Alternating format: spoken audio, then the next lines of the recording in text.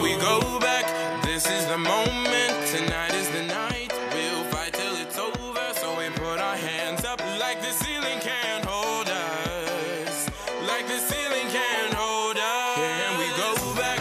This is the moment. Tonight is the night. We'll fight till it's over. So we put our hands up like the ceiling can't hold us.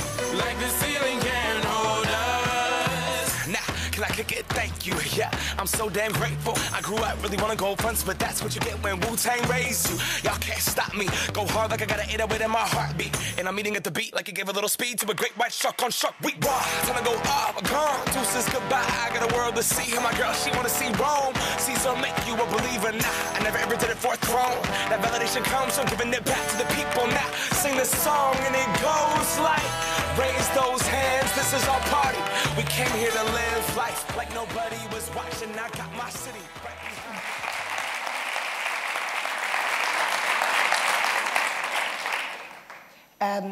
Io avevo scelto quelle immagini perché erano vispe e anche la musica, e perché raccontavano delle cose che ogni tanto noi, soprattutto noi donne, non osiamo fare. Done is better than perfect, nel senso che noi spesso siamo portate a fare le cose così bene, che intanto qualcun altro tira via, le fa e prende il potere. Per essere onesta, non volevo fare un discorso femminista, io non lo sono, però mi è capitato di costruire tutta la vita aziende. Le immagini che vanno adesso delle frasi me le sono trascritte nei quaderni. Non è tutto digitale, ci sono stati quaderni per anni di frasi che mi davano fiducia. Questo è un progetto non profit che si chiama Web of Life, che unisce le nostre aziende.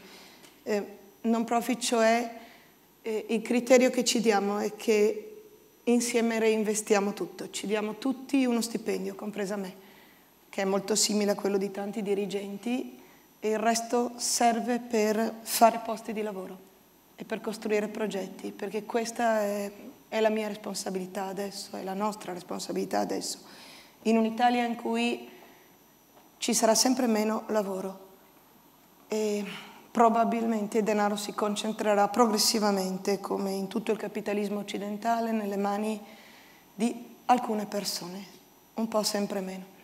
Non sto facendo un discorso demagogico, le frasi che scorrono lo so che non c'entrano niente e distraggono, però Peter Pan ci stava in mezzo a tutto il resto e le abbiamo montate in casa, come il video di prima è montato in casa, vuol dire è montato fra di noi.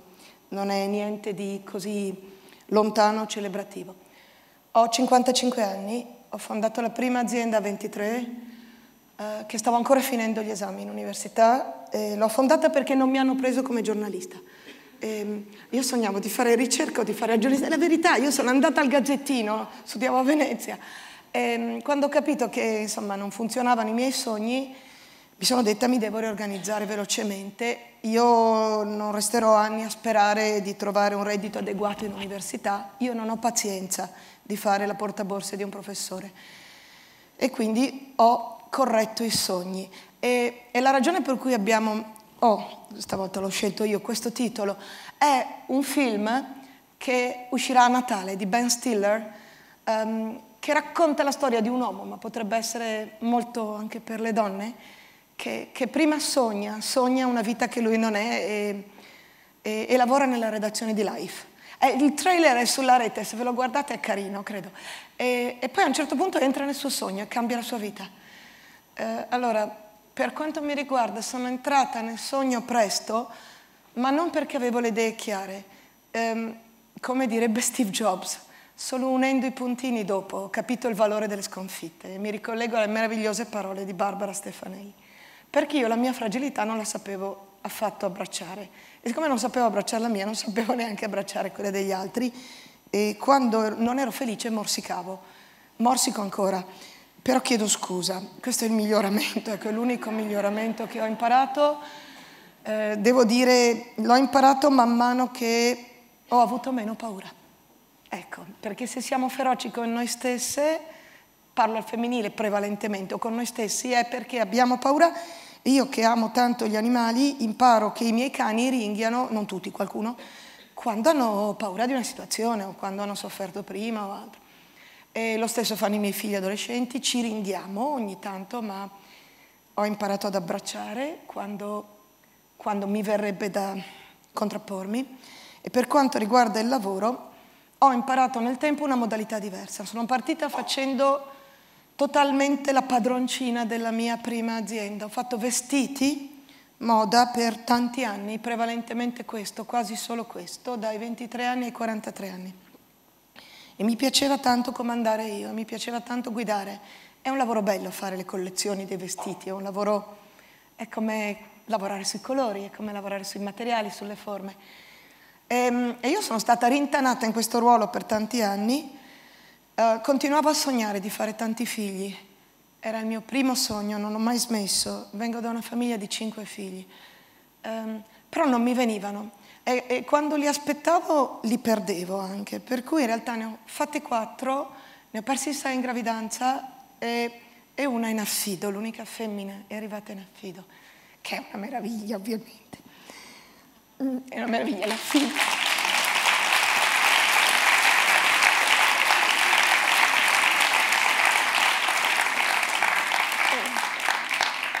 No, scusate, ma...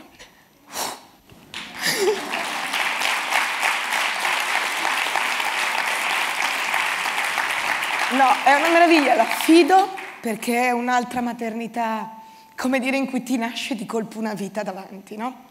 Ed è sua, non ti appartiene, non l'hai generata dalla tua pancia, non hai neanche avuto il tempo di pensarci tanto. Ed è una meraviglia la storia di Zineb, che ora è sposata, vive in Inghilterra, ed è partita da una storia di immenso dolore, di violenza, eccetera, ed è una donna libera, e grande, e bella. E quindi, sì. E poi gli altri figli hanno dai 14 ai 21 anni. E sono tutti maschi e io intanto continuo, come dire, a vivere come figli, scusate, ma insomma ogni persona che lavora con me, anche se sono più grandi di me, figli, fratelli, non so, è una cosa terribilmente biologica per me, terribilmente di amore. E poi magari ricomincerò con altri bambini, non più generati dalla pancia, più avanti quando avrò più tempo. E in questi anni ho imparato un modo di lavorare nuovo insieme ad altre donne. Ci sono 2 donne che sono, come dire, le mie 2 grandi socie, sono a capo dei 2 gruppi. Una sta sulla moda a Treviso, un'altra sta a Milano. E sono arrivate da me giovanissime, cioè voglio dire, una neolaureata e l'altra si stava laureando, era in stage. E siamo cresciute insieme, tutta la vita, voglio dire. Litigando anche molto, cioè proprio della serie e tu fidati, no fidati tu. Però bellissimo, una lunga storia di tanti anni. Al di là di loro, gli altri sono tutti maschi, gli altri soci. Non è una scelta, accade perché? Perché abbiamo, noi donne, meno il coraggio di intraprendere, a parità di competenze, riflettiamoci. Perché? Perché ci stimiamo meno. Ci stimiamo meno capaci di fare i grandi capi e questo non c'entra col valore reale, c'entra secondo me col fatto di essere la prima generazione che prova a fare tutto insieme.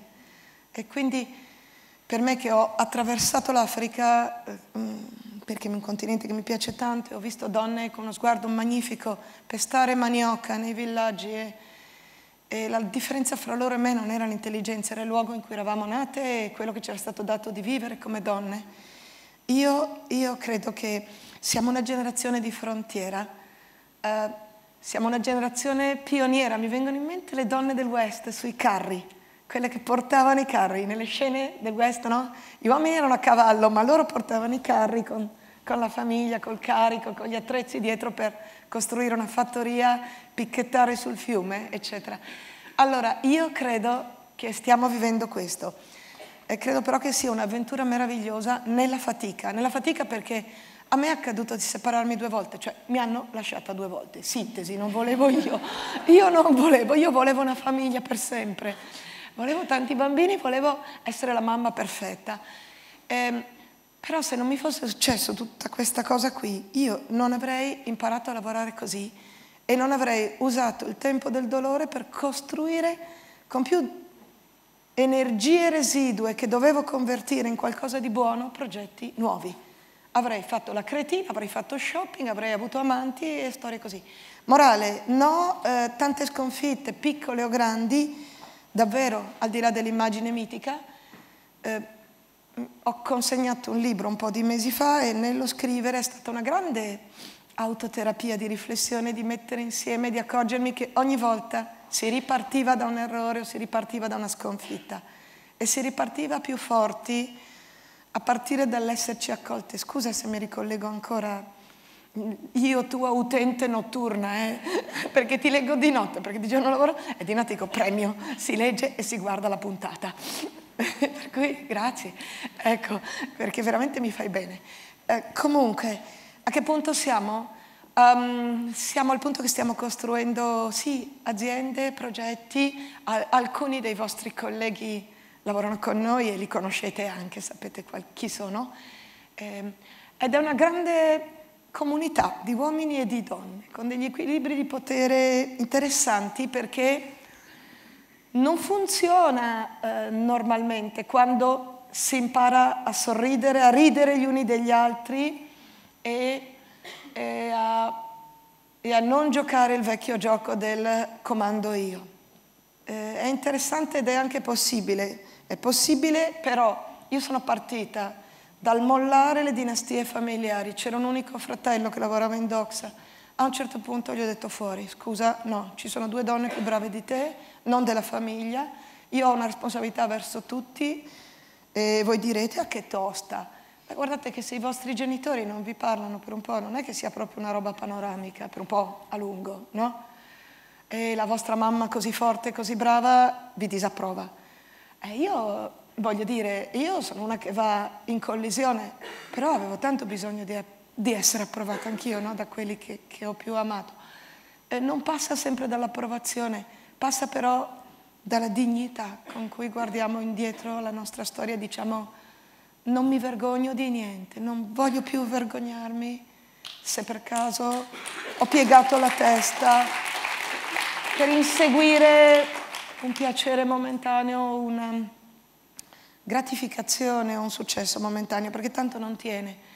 Per cui a tutte voi vorrei solo dire crediamoci e invece di sognare basta, stop dreaming, ma non per accantonare i sogni, per non mancare di rispetto alla bambina che eravamo o al bambino che eravamo per gli uomini e che sognava una vita e continuava a fidarsi. Io non ho smesso di fidarmi.